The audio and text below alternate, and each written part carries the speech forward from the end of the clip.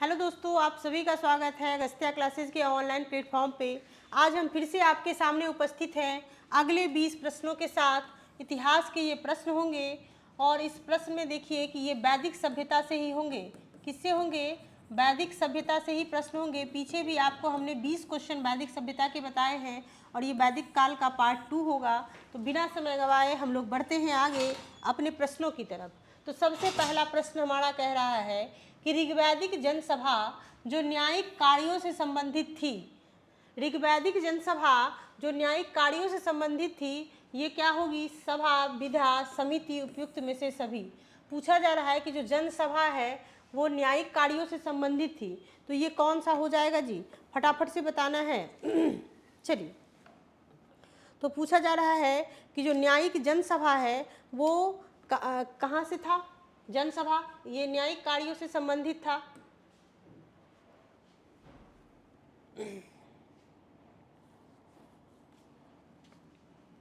चलिए, ठीक हो गया। तो ये होगा सभा, है ना। ऋग्वैदिक जनसभा जो था, जो न्यायिक कार्यों से संबंधित था, उसको क्या बोला जाता था? उसको बोला जाता था सभा, है ना। सभा बोला जाता था। सभा, समिति, इसको क्या बोला गया है? सभा और समिति को प्रजापति की दो पुत्रियां बोली गई है ना। सभा समिति को, सभा और समिति को प्रजापति की दो पुत्रियां बोली गई है, बोला गया है। प्रजापति की दो पुत्री, है ना, ये बोला गया है। ये कहाँ पर बोला गया है? ये अथर्ववेद में, है ना। अथर्ववेद में ये बातें जो हैं वो बोली गई हैं। तो ऋग्वैदिक जनसभा जो न्यायिक कार्यों से संबंधित थी उसको सभा कहते थे। चलिए, अगला है कि आयुर्वेद अर्थात जीवन का विज्ञान, इसका उल्लेख सर्वप्रथम कहाँ मिलता है? आयुर्वेद का आरण्यक में मिलता है, सामवेद में मिलता है, यजुर्वेद में मिलता है, या फिर अथर्ववेद में मिलता है। आयुर्वेद, आयुर्वेद का मतलब क्या होता है? जीवन का विज्ञान। तो इसका उल्लेख कहाँ मिल जाएगा? तो इसका उल्लेख आपको मिलेगा कहाँ पर? अथर्ववेद में। इसमें हमने क्या बताया था? जादू टोना, है ना, चिकित्सा, ये सब भी व्यवस्था जो है इसमें भी किया गया है। रोग निवारण, समन्वय, ये विवाह, प्रणय गीत, ये सब भी आपको जो है वो यहाँ पर अथर्ववेद में मिलता है। तो ध्यान में रखना है अथर्ववेद। अगला है ऋग्वैदिक धर्म था। ऋग्वैदिक धर्म कैसा था? बहुदेववादी, अद्वैतवादी, एकेश्वरवादी, या फिर निवृत्त मार्गी। यानी ऋग्वैदिक धर्म जो है वो कैसा था? पूछा जा रहा है आपसे कि ऋग्वैदिक धर्म कैसा था। तो क्या हो जाएगा? क्योंकि ये लोग बहुत सारे देवता को मानते थे, है ना। इंद्र थे, अग्नि थे, सोम थे, तो बहुत सारे देवताओं को ये लोग मानते थे। आकाश के देवता, पृथ्वी के देवता, अंतरिक्ष के देवता, अलग अलग देवता, तो बहुत सारे देवता थे। तो ऋग्वैदिक धर्म में बहुदेववादी था। क्या था? बहुदेववादी, यानी बहुत सारे देवताओं को ये लोग क्या करते थे? मानते थे जी। ठीक है, चलिए। निम्नलिखित में से किसे ऋग्वेद में युद्ध देवता समझा जाता था? युद्ध का देवता किसको बोलते थे? अग्नि को, इंद्र को, सूर्य को, वरुण को। तो युद्ध का देवता जो है ये इंद्र को माना जाता था, है ना। इंद्र को पुरंदर भी कहा गया है, किलों को तोड़ने वाला, है ना। पुरंदर भी इनको कहा जाता था, इंद्र को। और इंद्र की सबसे ज़्यादा बार चर्चा मिलती है ऋग्वेद में। अग्नि के बारे में कहा गया कि देवता और मानव के बीच मध्यस्थता का काम करता था, है ना। देवता और मानव के बीच मध्यस्थता का कार्य, मध्यस्थता का कार्य करता था कौन? अग्नि, है ना। और इंद्र को पुरंदर भी बोलते थे। इनको वर्षा का भी देवता बोलते हैं, वर्षा का देवता बोलते थे। ठीक है, इसके बाद देखिए युद्ध का देवता बोलते थे। चल,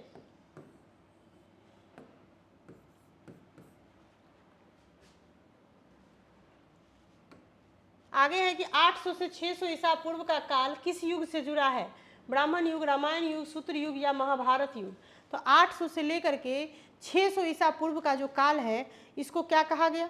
800 से लेके 600 ईसा पूर्व के काल को क्या, कौन सा युग जो है वो बोला गया? तो इसको बोला गया ब्राह्मण युग, है ना।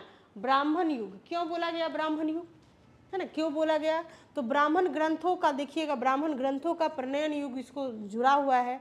यहाँ पर देखिए क्या हुआ था कि इस समय में ब्राह्मण ग्रंथों की बहुत सारी रचनाएं हुई हैं, इसीलिए इसको ब्राह्मण युग जो है वो बोला गया। गायत्री मंत्र के नाम से प्रसिद्ध मंत्र सर्वप्रथम किस ग्रंथ में मिलता है? गायत्री मंत्र हम लोग पढ़ते हैं ओम भूर्भुवः स्वः तत्सवितुर्वरेण्यम भर्गो देवस्य धीमहि धियो यो न प्रचोदयात्। तो गायत्री मंत्र के नाम से जो प्रसिद्ध मंत्र है ये किस ग्रंथ में मिलेगा? भगवत गीता में मिलेगा, अथर्ववेद, ऋग्वेद या फिर मनुस्मृति, है ना। तो कहाँ पर मिल जाएगा ये गायत्री मंत्र? इसका उल्लेख ऋग्वेद में मिलता है ना। कहाँ पर मिलेगा? ऋग्वेद में मिलेगा, है ना, ऋग्वेद में। और रचनाकार कौन है इसके?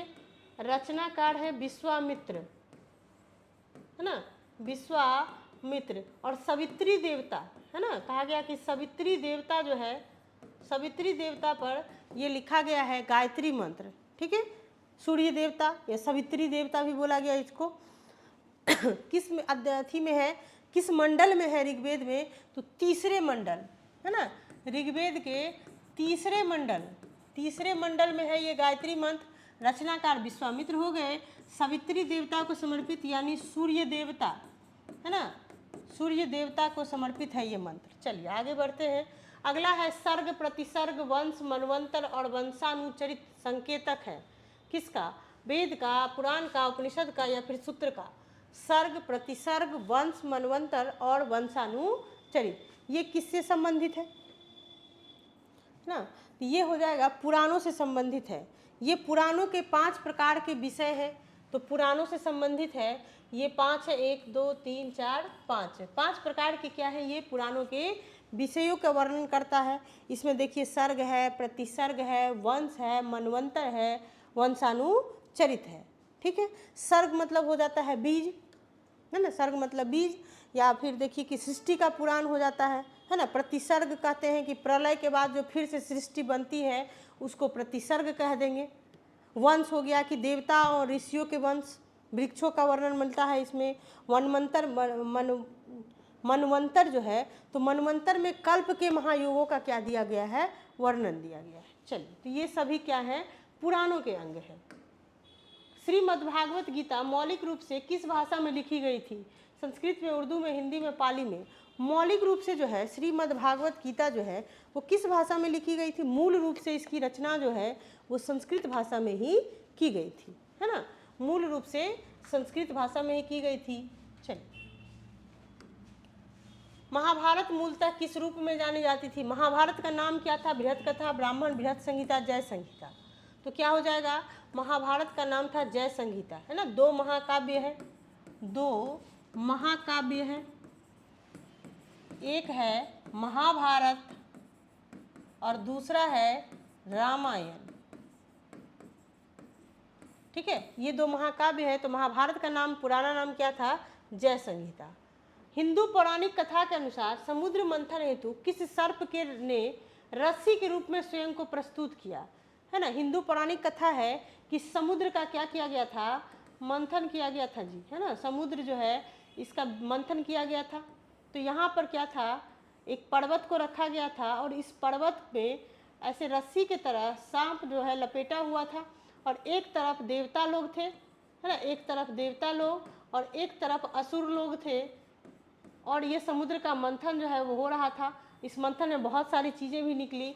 तो कौन सा सर्प जो था ये रस्सी के रूप में अपने आप को यहाँ पर जो है वो प्रस्तुत किया था? कालिया, वासुकी, पुष्कर या फिर शेषनाग? तो ये वासुकी था, है ना। कौन था? वासुकी, ठीक है। चल, वासुकी था। ये वासुकी देखिए कि जो है भगवान शंकर के गले में रहता है। और ये मंदराचल पर्वत, कौन सा पर्वत था? ये जो पर्वत था ये मंदराचल पर्वत था, है ना, मंदराचल पर्वत। और इसमें रस्सी के रूप में था वासुकी सांप और उसको पकड़ करके सभी क्या कर रहे थे?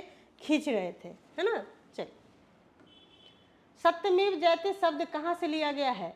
मनुस्मृति से, भगवत गीता से, ऋग्वेद से या फिर मुंडकोपनिषद से?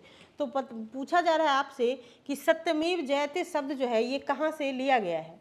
सत्यमेव जयते का अर्थ क्या होता है? तो सत्य की ही विजय होती है ना। सत्य की ही क्या होती है? विजय होती है। ये अर्थ है किसका? सत्यमेव जयते का। सत्य की ही विजय होती है, विजय होती है, ठीक है। तो देखिए कहाँ पर मिलेगा? मनुस्मृति, भगवत गीता, ऋग्वेद या फिर मुंडकोपनिषद पूछा जा रहा है आपसे, तो क्या हो जाएगा, मुंडकोपनिषद में सत्यमेव जयते का क्या है, वर्णन मिलता है और ये भारत के राज चिन्ह पर जो है इसका अंकन किया गया है। तमसो माँ ज्योतिर्गमय कथन है मूलतः उपनिषदों का, महाकाव्यों का, पुराणों का, षड्दर्शन का या फिर इनमें से कोई नहीं। तो तमसो माँ ज्योतिर्गमय कथन जो है ये मूलतः कहाँ का है, तो ये जो है ये मूलतः उपनिषदों का है जी, है ना। तमसो माँ ज्योतिर्गमय मूलतः कहाँ का है, तो मूलतः ये जो है उपनिषदों का है। इसका अर्थ होता है कि अंधकार से प्रकाश की ओर ले जाना, है ना। जब हम इसको पढ़ते हैं तमसो माँ ज्योतिर्गमय मतलब अंधकार से प्रकाश की ओर ले जाना, अंधकार से प्रकाश की ओर, ठीक है। चलिए आगे बढ़ते, अगला है कि सत्यकाम जवाल की कथा जो अनब्याही माँ होने के लांछन को चुनौती देती है, ये कहाँ पर उल्लेखित है ना। ये सत्यकाम जवाली की कथा जो है वो कहाँ पर है, जवाल उपनिषद में है या फिर प्रश्नोपनिषद में है, छांदोग्य उपनिषद में है या कठोपनिषद में है। तो अभी अभी हमने आपको बताया था कि कठोपनिषद में यम नचिकेता संवाद है ना। क्या है, यम नचिकेता का संवाद है ना। आपसे पूछा जा रहा है कि सत्यकाम जावाल की जो कथा है वो, तो सत्यकाम जो है ये जावाल महर्षि की क्या थे, महर्षि गौतम के शिष्य थे। ये सत्यकाम जावाल महर्षि के शिष्य थे और इनकी माता का नाम था जवाला, है ना। सत्यकाम जवाल की कथा है कि अनब्याही माँ होने का लांछन को चुनौती देता है। बोला गया कि अनब्याही माँ बन गई थी, तो ये कहाँ पर इसका वर्णन मिल जाएगा, तो ये मिलेगा आपको छांदोग्य उपनिषद में, है ना। कहाँ पर मिलेगा, छांदोग्य उपनिषद में इसकी जो है चर्चाएं मिलती है सत्यकाम जावाल की कथा की। चलिए आगे है कि ऋग्वेद की मूल लिपि क्या थी, देवनागरी थी, पाली थी, खरोष्टी थी या फिर ब्राह्मी थी। किस लिपि में ऋग्वेद का जो है वो वर्णन मिलता है, तो ऋग्वेद की जो मूल लिपि थी वो ब्राह्मी थी, है ना। वो कौन सी हो जाएगी, ब्राह्मी। हम लोग अभी वर्तमान में कौन सी लिपि में लिखते हैं, अभी की जो लिपि है हम लोगों की वो है देवनागरी, है ना। लेकिन ऋग्वेद की जो लिपि थी वो कौन सी थी, ब्राह्मी थी, है ना। ऋग्वेद में हमने आपको बताया था 10 मंडल है, 1028 सूक्त है ना, सूक्त है ना। ये सभी बातें क्लास में हम आपको बता चुके हैं। चलिए आगे बढ़ते हैं। अगला है कि ऋग्वेद में अघन्या का प्रयोग हुआ है, बकरी के लिए, गाय के लिए, हाथी के लिए, घोड़े के लिए। अघन्या मतलब होता क्या है, अघन्या मतलब होता है नौ मारने योग्य, नौ मारने योग्य, यानी आप इसको मार नहीं सकते। तो किसको, तो गाय को, है ना। गाय के लिए ये शब्द प्रयोग किया गया था ऋग्वेद में कि आप इसको मार नहीं सकते, ठीक है। तो अघन्या शब्द किसके लिए प्रयोग किया गया था, अघन्या शब्द का जो प्रयोग है ये किया गया था किसके लिए, गाय के लिए। चलिए आगे है कि ऋग्वैदिक काल के प्रारंभ में निम्न में से किसे महत्वपूर्ण मूल्यवान संपत्ति समझा जाता था, भूमि को, गाय को, स्त्रियों को या फिर जल को। किसको जो है मूल्यवान संपत्ति समझा जाता था। अभी मूल्यवान संपत्ति क्या है, अभी का मूल्यवान संपत्ति क्या हो जाएगा, है ना। अभी देखिए कि एक यहाँ से अगर आपकी सीमाएं हैं भूमि की और बस थोड़ा सा अगर आगे चल गया इसके लिए खून खराबा हो जाता है ना। तो भूमि भी अभी का मान सकते हैं आपकी मूल्यवान संपत्ति है, जिसके लिए एक दूसरे को मार दिया जाता है। लेकिन ऋग्वैदिक काल की बातें आपसे पूछी जा रही है कि ऋग्वैदिक काल में जो है ये किसको जो है संपत्ति समझा जाता था सबसे बड़ा, तो ये गाय को। जिसके पास जितना गाय होता था ना, बोला जाता था उतना धनी व्यक्ति है ना। अभी गाय पाल लीजिए, चरवाहा बन गया है, गाय पालता है ना। तो गाय जिसके पास जितना ज़्यादा होता था वो उतना ही धनवान कहलाता था, है ना, संपत्ति वाला कहलाता था। चलिए प्राचीन भारतीय समाज के प्रसंग में निम्नलिखित शब्दों में से कौन सा शब्द शेष 3 के वर्ग का नहीं है, कुल, वंश, कोश, गोत्र। पूछा जा रहा है कि इसमें शेष 3 के वर्ग का नहीं है, बाकी 3 जो है एक वर्ग का है, लेकिन एक इसमें जो है वो अलग दे दिया है। तो क्या हो जाएगा, है ना, कुल, वंश, गोत्र ये एक जैसा है, लेकिन कोश जो है ये कोश ये परिवार से संबंधित है, नहीं है। है ना, परिवार से संबंधित नहीं है, क्योंकि कोष हम लोग किसको बोलते हैं, कोषागार बोलते हैं। भंडार गृह भंडार से संबंधित होता है, ये कोष किससे संबंधित होता है, भंडार से संबंधित, है ना, भंडार से संबंधित। यानी कुल, वंश, गोत्र, ये तीनों पूछा जाता है किसी भी व्यक्ति से कि किस कुल के हैं, किस वंश के हो, गोत्र क्या है, लेकिन कोष शब्द जो है ये अलग है, ये भंडार से संबंधित है। चलिए अगला है कि निम्नलिखित में कौन सी वह ब्रह्मवादिनी थी जिसने कुछ वेद मंत्रों की रचना की। चलिए ये तो बता चुके हैं आपको हम पिछले वीडियो में, लोपामुद्रा। आगे बढ़ते हैं। अगला है संस्कारों की कुल संख्या कितनी है ना, मनुष्य के कितने संस्कार होते हैं, 16 संस्कार होते हैं जी, है ना, क्या होता है, 16 संस्कार होते हैं। संस्कार का मतलब क्या होता है ना, देखिएगा कभी कभी बोला जाता है कि तुमको संस्कार नहीं है, मतलब क्या होता है, यानी संस्कार का जो शाब्दिक अर्थ जब आप निकालिएगा तो इसका अर्थ होता है शुद्धता, पवित्रता, है ना। संस्कार का अर्थ क्या हो जाएगा, संस्कार का अर्थ शुद्धता या फिर पवित्रता, है ना, शुद्धता या पवित्रता होता है, ठीक है। तो 16 प्रकार के ये जो है संस्कार हैं, माने गए हैं। लेकिन देखिएगा धर्म सूत्र में गौतम जी जो हैं 40 प्रकार की, इसकी संख्या 40 मिलती है। धर्म सूत्र में इसकी संख्या कितनी है, 40 है।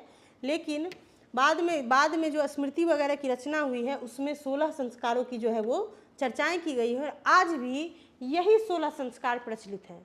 और विवाह भी एक संस्कार का ही अंग है, इसी 16 संस्कार में विवाह भी आता है ना, जन्म भी आता है। तो ये 16 संस्कार, और लास्ट संस्कार पता ही है, दाह संस्कार, लास्ट संस्कार वही होता है, ठीक है।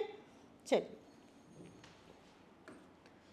जीविकोपार्जन हेतु वेद वेदांग पढ़ाने वाले अध्यापक को क्या बोलते थे, आचार्य बोलते थे, अघवड़ियु बोलते थे, उपाध्याय बोलते थे या फिर पुरोहित बोलते थे। तो जो जीविकोपार्जन हेतु वेद वेदांग पढ़ाते थे उसको क्या बोलते थे, अध्यापक बोलते थे या फिर उपाध्याय बोलते थे, है ना, उपाध्याय या अध्यापक भी बोलते थे, ठीक है। उपाध्याय, अभी भी देखिएगा कि जो वेद वेदांग वगैरह पढ़ाते हैं उनको उपाध्याय ही बोला जाता है, उपाध्याय जी बोला जाता है, ऐसा, ठीक है। आचार्य जो होते थे वो गुरुकुल की स्थापना करते थे। आचार्य कहाँ होते थे, गुरुकुल में होते थे, ठीक है। शिष्यों को पढ़ाते थे, फीस नहीं लेते थे, फ्री में पहले गुरुकुल में पढ़ाई होती थी। चलिए, तो अध्यापक या फिर उपाध्याय किसको बोलेंगे, जीविकोपार्जन हेतु जो वेद वेदांग पढ़ाते हैं उसको। तो इस तरह से हमने आज के 20 प्रश्नों को क्या किया, कंप्लीट कर लिया। आशा करेंगे कि आप 20 में से 18 प्रश्न जरूर सही करेंगे इसमें से। तो मिलेंगे आपसे फिर से हम अगले वीडियो में इतिहास के अगले 20 प्रश्नों के साथ। तब तक के लिए खुश रहिए, मस्त रहिए, पढ़ते रहिए। जय हिंद।